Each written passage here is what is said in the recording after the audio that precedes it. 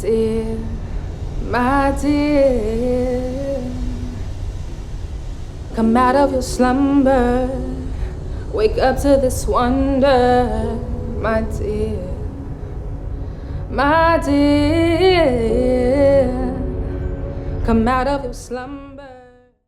Yeah, so this is the commentary to the awakening. We're going to do each episode 1.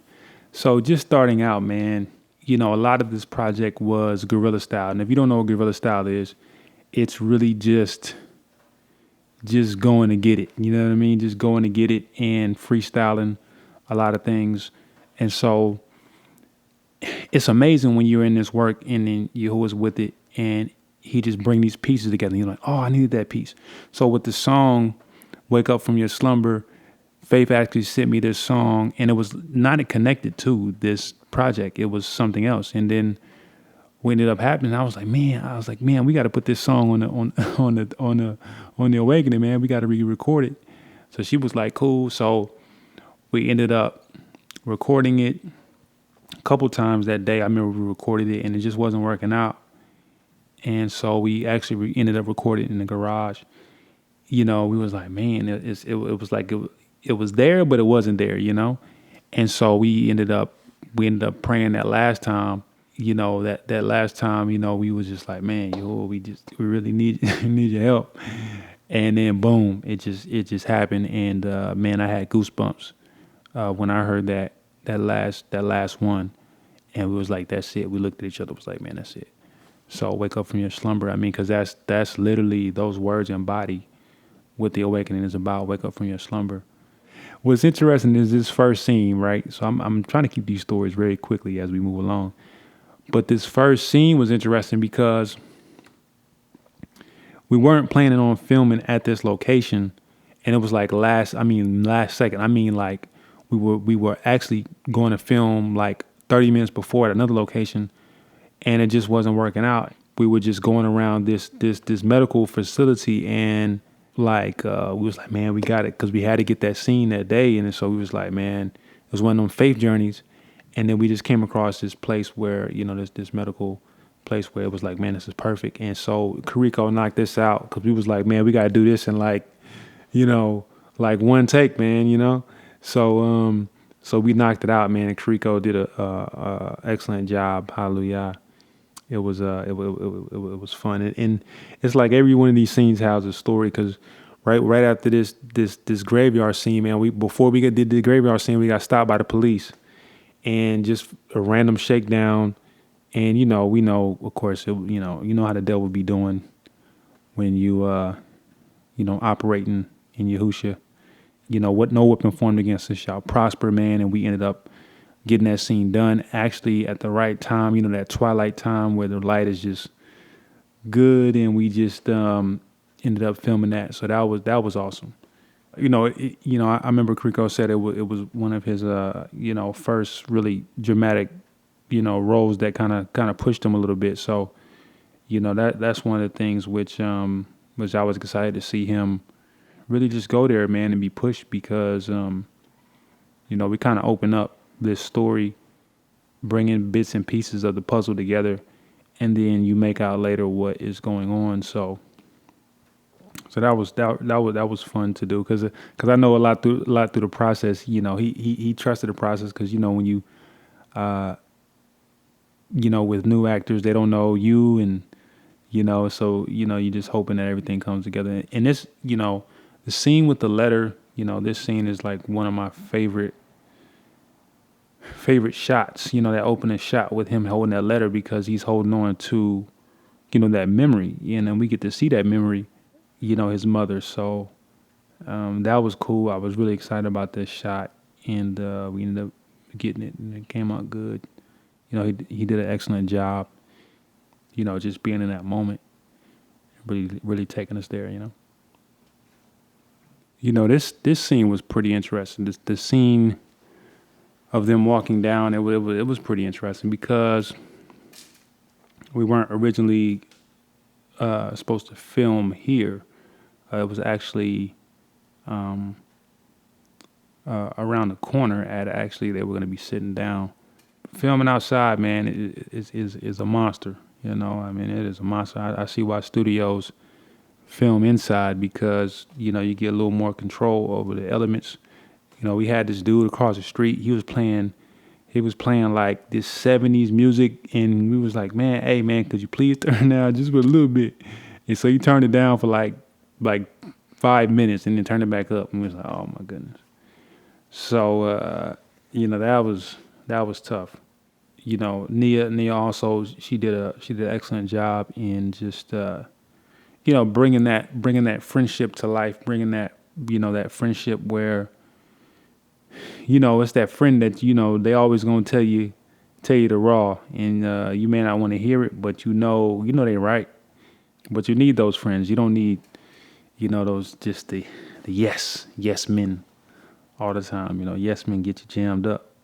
You know, that was interesting. And then, you know, we connected the letter back to his results of, you know, what was going on with him. And then we get to see, you know, we kind of zoom in and get to see, you know, those results play out and into, you know, what he was dealing with. It's almost like there's a silent traveling through letters and stuff like that, you know, through his mom's letter and also his results, you know. And this was pretty cool because you know we got a couple shots. We got a couple shots that you know when we were trying to do that scene like in the one take, we was just getting a whole bunch of them, but we didn't get it in one take. We got it in a couple takes, but it just came together because that was more so improv, the different emotional things. But man, hallelujah, man, Rico took us there, and so you know, that was cool.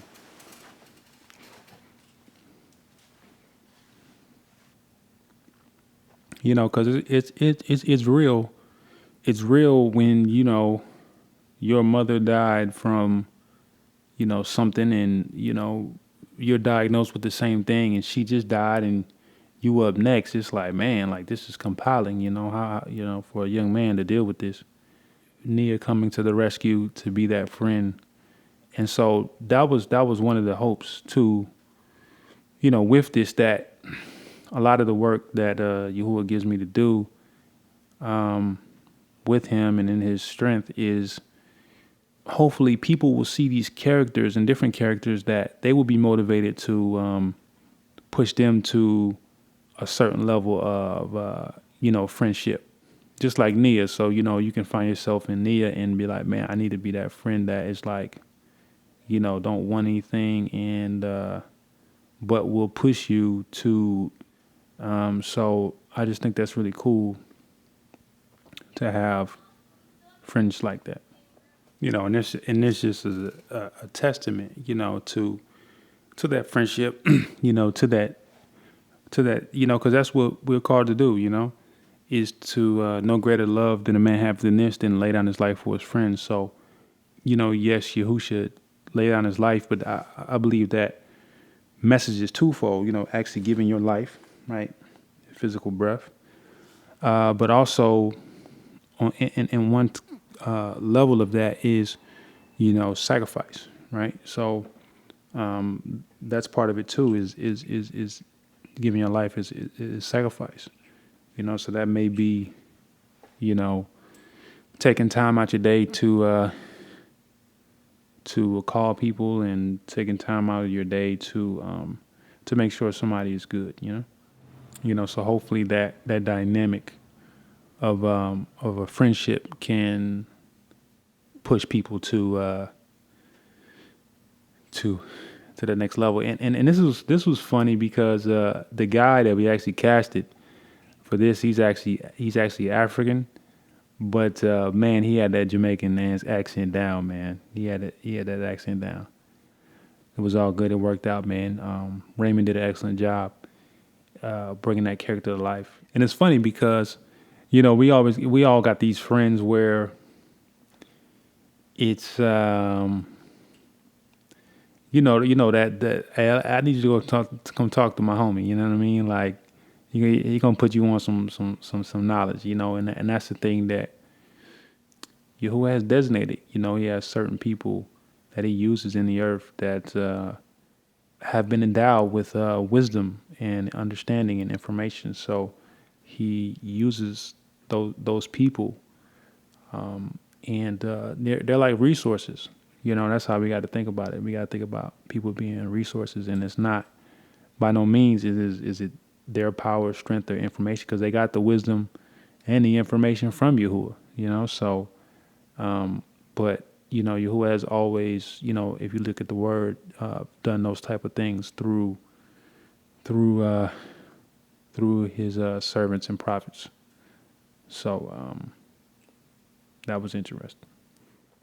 Yeah, and that medical symbol, man. What was interesting, and these are the cool things that happen when you're filming. Because one of the guys told me that that actually that area that we were overlooking close by was part of like a huge pharmaceutical district, and a lot of different things over there, in Los Angeles. And I was like, really? Wow, that's very significant, to kind of be talking about that and kind of be right overlooking that. So we're hoping that people will get a chance to look up that symbol, and because a lot of these things you can just look up yourself and you can see, the wickedness and madness that they have put in these different symbols in the pharmaceutical industry that wants to just continue to drain and gain profit and capital off of people's lives, and really not concerned to heal people, because they'll go out of business. And so we got to bring knowledge to that to, get connected back to Yahushua, who is the healer, and his life. So this is one of my my last scene was one of the favorite scenes, because and I don't know if you caught it, but we went to the keys because the keys signify, really just opening the door to a whole new life that, he's about to embark on, after receiving Yahusha and wanting to take that first step. Those keys were significant. And so we kind of see this scene plays out where, his mother is looking in the refrigerator for one thing, but he's got different eyes, and now he got different eyes now. So he's looking at the refrigerator, see something else, and he's cleaning it out, signifying that he is, he's taking that authority to get rid of this curse, to get out of this thing, while his mother is, was deeply into it, and nothing against our parents, because they knew what they knew. However, just because that, that doesn't mean that was the truth. And so this right here was it was also cool, and just the reverse of the curse, starting to reverse back beyond the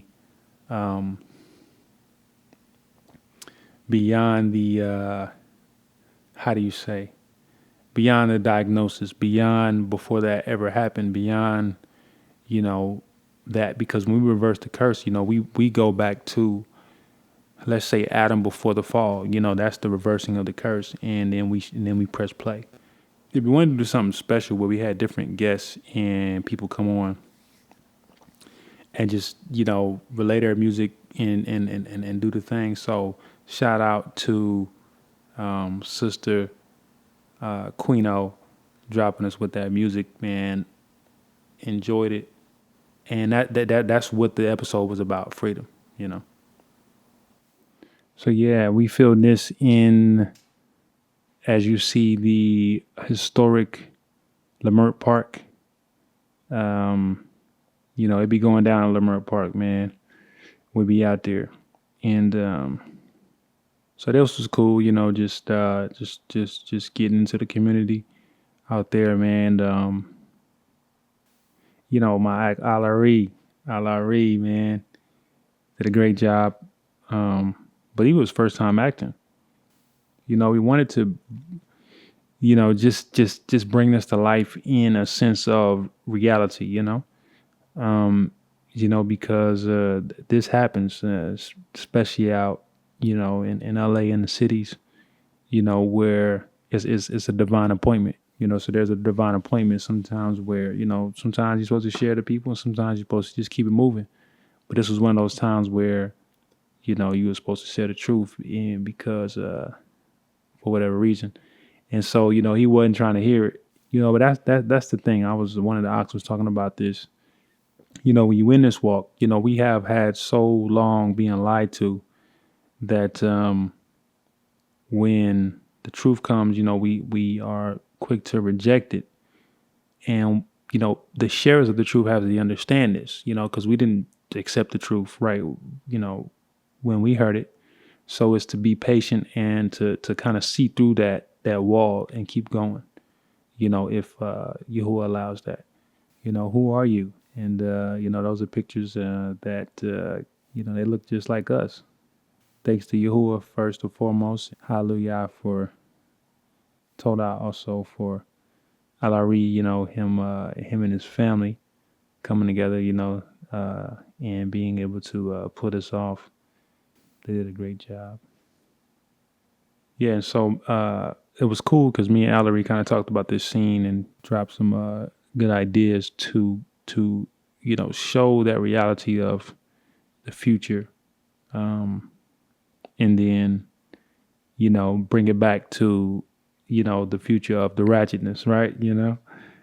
We did this all in one day, and of course it's in memory of the 400 years. And I, as I look more into this, I feel like the 400 years, a lot of people thinking was just going to be this big move and we're going to get reparations and all this other stuff. But I really think, a lot of things are are happening in the spirit or ruach, right? So that's the thing. And shout out to Yael for lending us this piece. Man, everybody was asking about this piece, man, because I had found it. I was like, man, let's just go hard. This is the byword, and of course we're not that byword, but this is just talking about it. So we were in and out, and that's what it is. Yeah, so right off the bat, man, I got to give shouts out to Yahuwah, man, straight up. Because in the midst of filming The Awakening, like I said, The Awakening was an idea that he had given to me and, started out just, we were shooting on an 80D DSLR camera, if you're familiar with that. And it was just a faith move, man. Every episode was just, we were just like, man, we was just, just hungry, man. We was going to get it. Just the pieces came together, and it's so much an adventure when, you're filming and these things come together. This episode right here, we were blessed because we were kind of just starting to get to familiarize ourselves with some new equipment that, Yahuwah has blessed us with. So, and it's actually, I think this is the only episode where we filmed on some new equipment that we had. The rest of the episodes, because this is actually one of the last episodes to be filmed. So shout out to Yahuwah, man. Just, he said, if you are faithful in a little bit, he will, bless you with more. And that's indeed the truth. Because we were, that's proof of, this episode. So you'll get to see, we kind of learned some more things. So you'll get to see better quality on some future projects. So this was cool, man. I really enjoyed this episode, man. And, we were in a hurry to film this, man. I mean, you can't tell, man, but we had to get out of that room because we were filming in the house, and we had to kind of move around and get out of here at a certain time. So That was pretty cool. And the girls, they did an excellent job. This was interesting. Him pulling back that sheet. Because I always we had that in the script, but it was just funny to me that sometimes in panic you do the random thing that comes to your mind. Kim did a great job in this scene, and we didn't have to run it back too many times. I mean, it was pretty much what I envisioned. Yeah, so the girls just put me on some games. I ain't never. I must have been a girl game because I ain't never heard of that joint. I mean, I know like rock paper scissors, but they added some other things to that joint. So, we had a lot of jokes about this food, man. This was like Dollar General food stage right there. You know what I mean? It was like, man, don't eat the food. Don't eat it. You know what I'm saying? But that was funny, man. Shout out to Raleigh's mom for just for helping us stage this table scene. So, it was interesting. LJ, man, LJ is funny, man. It was like LJ, he keeps going, man. He's gonna be interesting actor because he played this role really good, and we had to stir him up a little bit. We had to stir him up, but once he got in there, he was good, and he ended up knocking it out. Along this line of this scene, we were running late on time. We had to. I think the children were done by this time, and we were cranking it out. We were trying to finish out, man. Sometimes you schedule that time out, but it don't go as planned, but it go as planned. If you know what I mean. So this was fun. We got this done in 1 or 2 takes. And what's interesting is we didn't plan this, but when she pinched him, it was a perfect segue into the dream. It was like it could have been, more perfect because if it didn't happen, it could have been awkward, shifting into there. And so I don't know if you witnessed that, but kind of all roads lead to Rome, and that's what we're about to show is that, these roads lead to Rome, and Rome leads to Mystery Babylon. I mean, they're kind of connected, and pretty much, which leads back to, Nimrod and all these other things. So, you get to see the man, and we were able to get this clip explaining Jeremiah.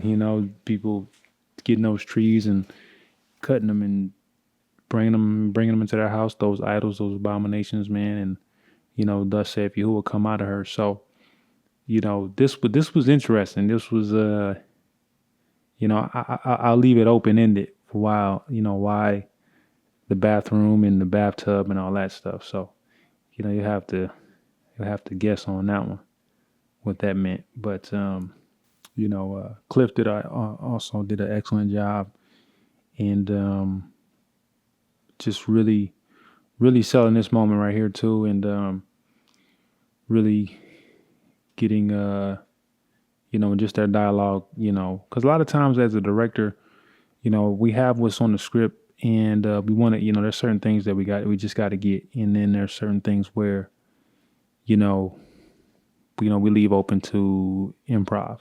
Shouts out to the Rock Ibar, I hope I'm saying that right, gifting us with this song, man.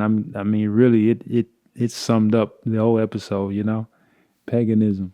I'm trying to remember the words. I can't remember the words, but it summed up the episode and just took it to another level right after we were finished. So hallelujah, man. Praise Yahuwah.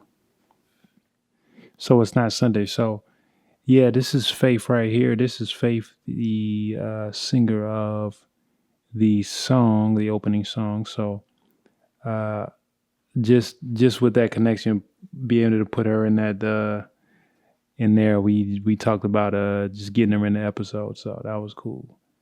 And it's funny because, you go to church and you did it before.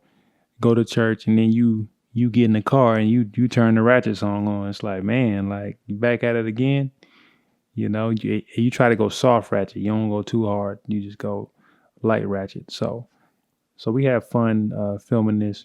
Most of it was done in the car, and this scene was pretty difficult because it was one shot. If you notice, we don't cut here, so we had to run it back a couple times and to get it right. But it's interesting, man. The weather, we had a lot of challenges with the weather. It ended up raining later, but it kind of factored into the whole thing. Because sometimes, man, you have this situation where it's like, man, it's like Yahuwah is, I don't know if we should say testing, just to see, your faith level, to see if you're gonna fight through it. And so, you have to deal with that sometimes. But it's all good. You gotta fight through it, and but once you get through it, it's a blessing on the other side. So it was interesting because the first 2 episodes that we filmed, we had a little rain going on. It's like, man, like it's like the rain is like following us, man, And but I really believe it was just a test to really see, if we could just keep faith, and get through it. Because that's what I learned, with this project. I mean, it's probably the most intense. The most intense film project I did, and with the help of Yahusha, it was man, it was a tough one. So but yeah, I love how this episode came out, and just kind of built up the suspense of and it's funny because a lot of these excuses that you see in the script are things that I used to say or I've heard people say, and so it's really authentic to the roots of what people say. These are real lines that, and just the fact of just how the devil recycles these lies that it's like a program. You know what I mean? It's like a program that people inserted like a memory chip, and it just continues to perpetrate itself. So, we wanted to bring that out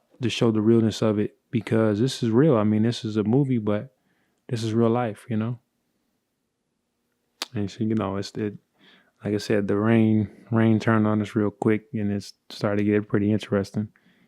And, this was funny. This was a funny scene if we had some blooper reels, because we had I had called cut earlier, but she was still going because she's in the car. She don't really hear me.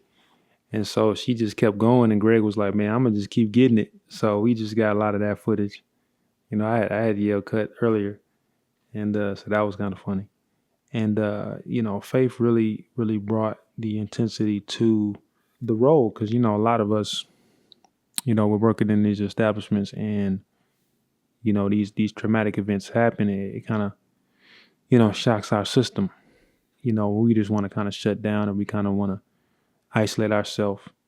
And the funny thing is that's when Yahuwah really, Yahuwah really wants us to ourselves, what I'm saying, in that mode, because these things, and sometimes jobs and different things, they're clouding, the connection. I can remember, in that time, if you're a little bit familiar with my story, is last time I got fired from, corporate America, back in 2012, Yahuwah really started speaking to me clearly, because you're focused on going to work, you're focused on all the things you got to do, and the majority of the time, I mean, your mind is occupied. So Yahuwah wants us to be able to have my mind free. And this scene is really important because stick it up and know and feeling like we did the right thing, but the whole time Yahuwah is like orchestrating this whole thing. This is kind of, a lot of these stories are like bits and pieces of some of my story. And I remember being at the computer at my grandma's house, and I remember the Spirit of the Most High saying Constantine, like dropping that word in. And I ended up like, what about Constantine? That's kind of what I thought in my mind. I was like, well, like it was kind of coming, like look him up. So I looked him up, and March. I remember it like verbatim in my mind. March 7th, 321 A.D. Constantine makes the first civil law to change the Sabbath to Sunday, and it just like had me like tripping, like what? So you mean to tell me like the Christians got it wrong? And I'm like, if they got that wrong, like what else they got wrong? And so the crazy thing about it was maybe a couple days later, they had this special on, about Constantine on like one of these Christian channels, and it just changed the trajectory of where I was at, and Yahuwah was just bringing me into the truth. And so there, and if you're one of those sticklers on different cuts and scenes, somebody made a joke here that that Bible looks like somebody, she been reading it, with the highlighting and stuff. So that was actually my scriptures right there that I actually used. And so, because a lot of people's introduction into the truth was through the Sabbath. And, because that, sometimes Yahuwah gives us a bit here, until we're ready to have the, the full course meal. So, it's a hope that people would just research these things and come across somebody's table, and the Ruach moves to get people to search. So shout out to my Sakar on this, and it's funny because it's one of those things where Yahuwah aligns certain things, because the Ak was saying that it was wild to him because he used to be on this lifestyle, robbing people, and he remember, he was talking about a similar situation than this, then he robbed somebody. So we kind of have the a lot of this episode we had a little hood vibe, Boys and the Men vibe, and maybe not that heavy, but this is the LA lifestyle, for some of our brothers lost in the streets. So we wanted to highlight that. We wanted to make it real and raw as possible. So there were, we wanted to go there. And so shout out to 𝐤𝐄𝐅 too for coming through and dropping a cameo and doing a great job of just bringing that hype, because I was in that too. I had a couple things where rob somebody, and it's just not a cool thing to talk about. But what happened is it's that thing where you weren't connected to Yahushua, man. We were out doing this foolishness, man. And so the funny thing about this is we had somebody's house, right? So we had somebody's house we were supposed to film at, and we actually went to the wrong address. And so we was like filming like for like 10 minutes at this house. And the dude comes home and is like, what are y'all doing? You know what I mean? He was like, oh, this is not your house. It was like, can we film him here anyway? He was like, yeah, cool. You know what I'm saying? That's that independent filmmaker right there. So that I thought that was funny. And we were, and this scene also, we were a lot of people were nervous, but we went over to the jungles, man, where they filmed Training Day. And so we were out there right in the jungles filming. Things got a little interesting as far as being in the hood and kind of people checking you out. But Yahuwah was with us. We were able to get the scene and get up out of there. But I love this light of this scene because when you get that daylight scene, when you get that when the sun is setting, man, the light is just so right where it's just like, man, it's just beautiful. And as far as in the lens and the camera, and that natural light. So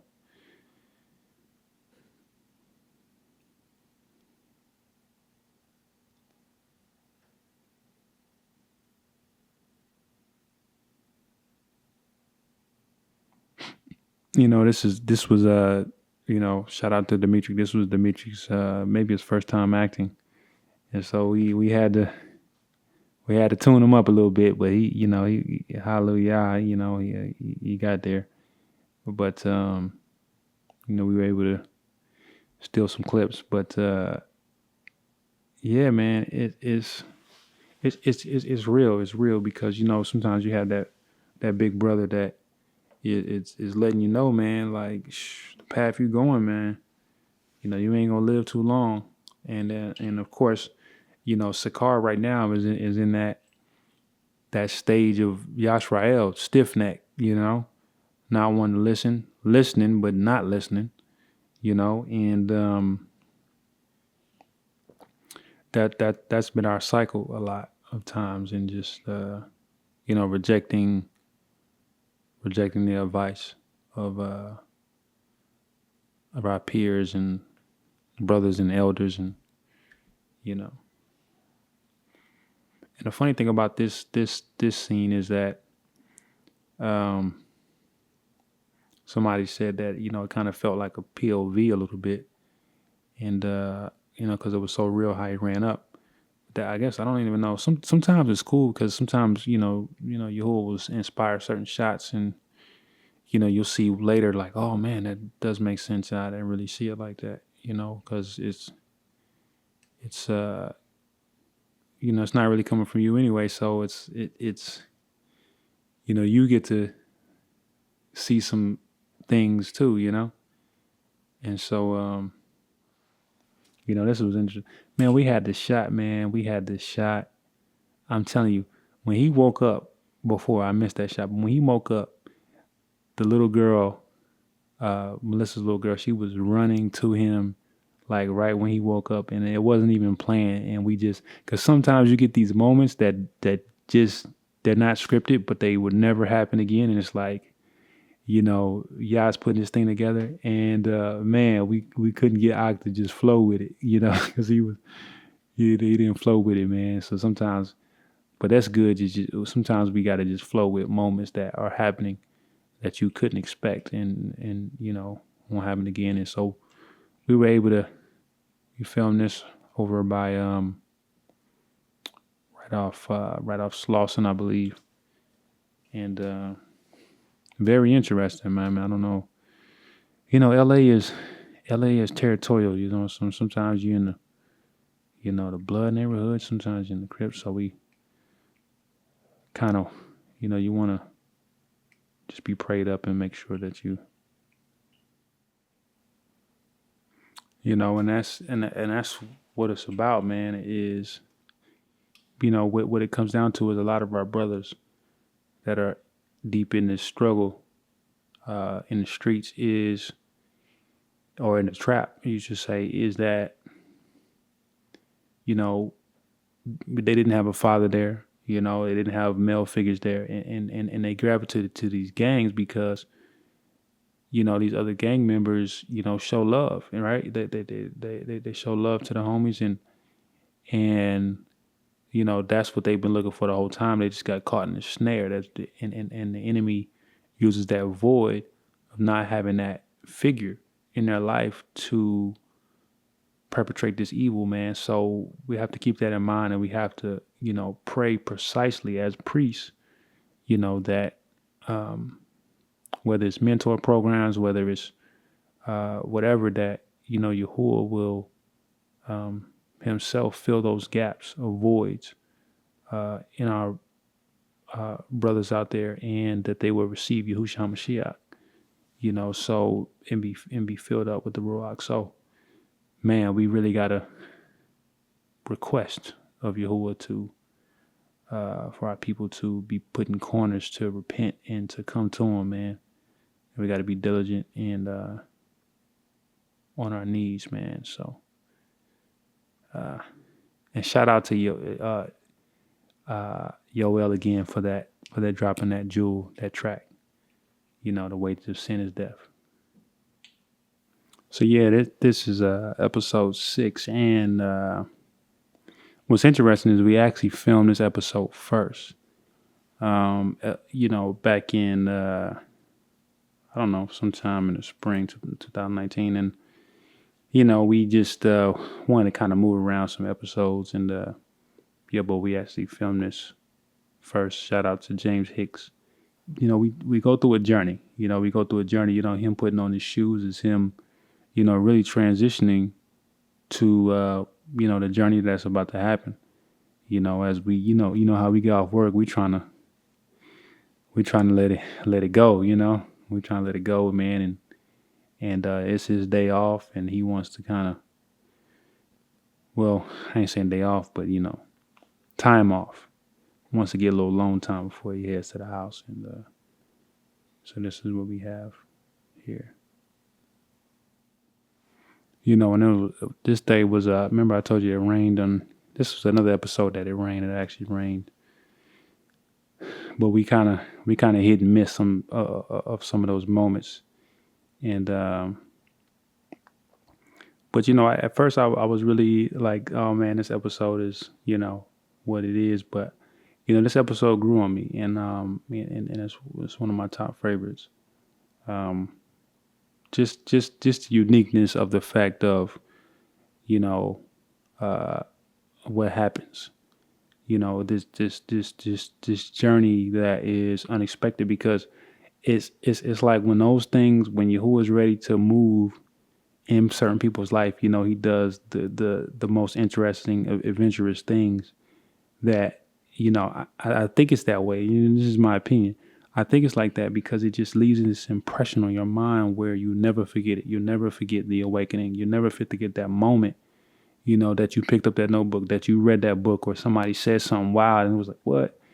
And you remember the day, you remember the time, you remember it was like raining, somebody just called you, and I looked on the, you know what I'm saying? Like, you remember those whole details because it's really a moment in history. I believe it's a moment in history, written in history, that Yahuwah has destined to happen, and it happens,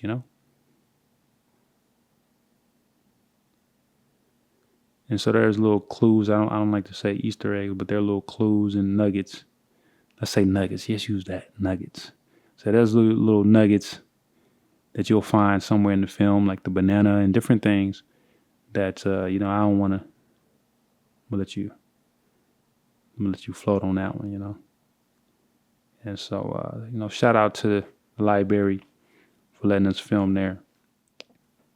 And James did a great job of just really, looking for this thing that has sparked this curiosity. A lot of times, when we come into the truth, we're already kind of like curious, and so Yahuwah just uses that to catapult us to the next level. So this scene was really funny when he grabbed all those books. It really didn't look like it, but we tried not to laugh when he did it, because if you around James, man, he kept us laughing.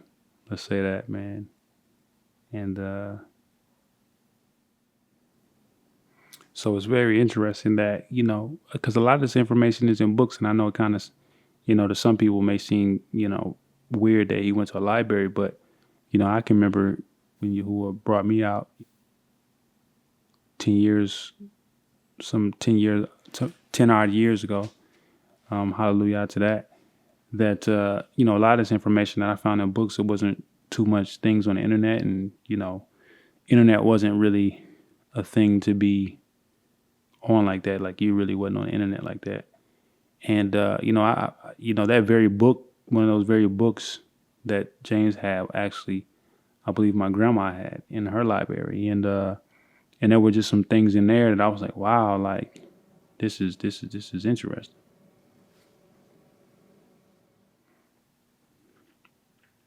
So I really dig this last shot. We try to the best we can get some Hollywood style things going on.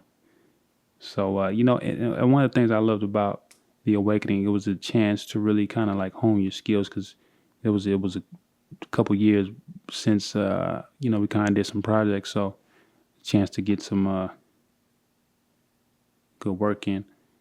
And the last scene was actually the only scene with some really like vocals. So the 7th episode, the home stretch. Yeah, so this episode was interesting. We filmed pretty much downtown LA, right over there, and what they call Skid Row. And like I said, this is my favorite episode. Shouts out to 𝐤𐤄𐅅𐤔𐏏 and 𝐤𐤄𐅅𐤔𐏏 for coming through. Hallelujah for that. And it's one of those exchanges. It's one of those exchanges where we, that those divine appointments, the Most High, Yah uses someone to say something that we have never heard of, to jolt us out of our slumber. Wake up from your slumber. It kicks him off on his, and it's amazing. And I don't know if amazing is a good word to say, but it's very interesting that once you go around LA, because normally, you have this blindness of seeing, certain images, right? But when you go around LA, you start to see these images, man, and it really starts to just disgust you and creep you out all at the same time, man. It's like, wow, because we overlook some, things, and we don't understand the gravity of how, it is breaking the Torahs, breaking the commands, and this image that they have perpetrated for so long to brainwash us into a, heathen, this demonic inspired, let's just call it for what it is demonic inspired, picture imagery, which is connected all the way back to the, mystery Babylon. Gives the impression, or that wanted to make the Messiah as linked with the oppressor. And so this, to me, was one of the most important episodes to really come at that imagery, to really come at that false idol in which they have tried to do identity theft upon Yahushua. So was really excited about filming this. And actually, what's interesting, if you watch the trailer, you'll notice, how, I'm one of those persons too, that you can, notice certain things. We actually had to film this again. So what ended up happening is that scene that we shot that was actually in the trailer and we ended up doing it again, it actually just got missing. You know what I'm saying? I don't, it's still a mystery, right? It just got missing off the hard drive, so we had to actually film that again, and we had pretty much everything finished when we started kind of releasing everything. This was one of the last episodes we had to kind of scramble to get done. As far as this scene, because like I said, we lost all that footage to this scene. So, and this exchange is very interesting because I remember I actually had an exchange like this with one of my pastors, ex-pastors, I would say, when I grew up, where I grew up at in New Bern, North Carolina. Shout out New Bern, North Carolina, Carolina in the house. So, and it was at a Waffle House. It was actually in the car first, and then it was at Waffle House. And we had this exchange, and that was the first time I really got to see that what I thought I knew I didn't know, far as, pastors kind of knowing some of this information, but yet not willing to repent, not willing to really teach the people the truth. And so that really kind of like tripped me out that, you put your trust in this person and, and the whole time they don't know more than the little information that you just found out. You know what I'm saying? Like, or maybe they do and they just refuse to repent. So this conversation was, really just, Yahuwah really put this scene together to make it happen, to allow it to really touch home, because a lot of people I talked to, they had these same conversations with pastors. And so, a lot of this was some of the script and some of this, and a lot of this was just, Yahuwah just moving to get this scene done. And I really like the intensity as we kind of built up to the end. And, because I think it's important to begin unprogramming ourselves from this into where we have this disgust for these images, and that's one of the things that, this episode, I believe begins to push the ball towards, and hopefully in more of my work in Yah, that we get to really just create that separation and really show the diabolical nature of Satan behind these images to deceive the masses.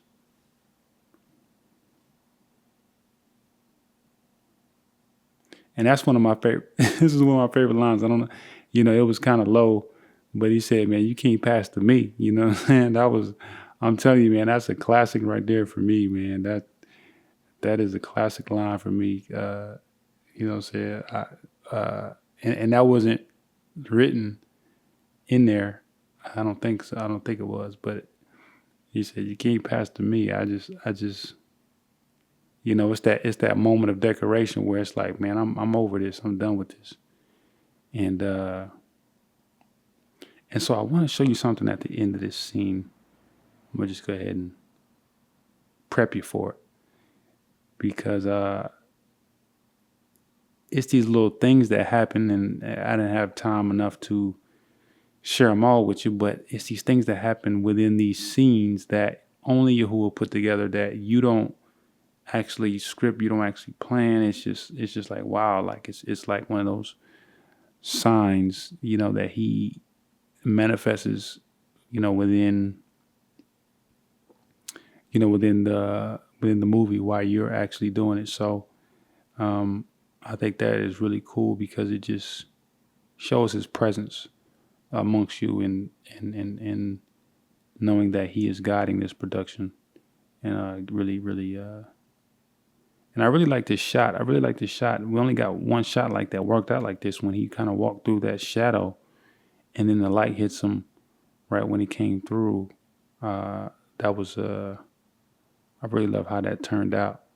And this little nook over here was pretty cool to get this burn in. And we had a little, if you notice that little continuity error, he had the jug, the thing inside the jug, and then it was outside the jug. I missed that, but now I want to show you something. Now watch this burn, right?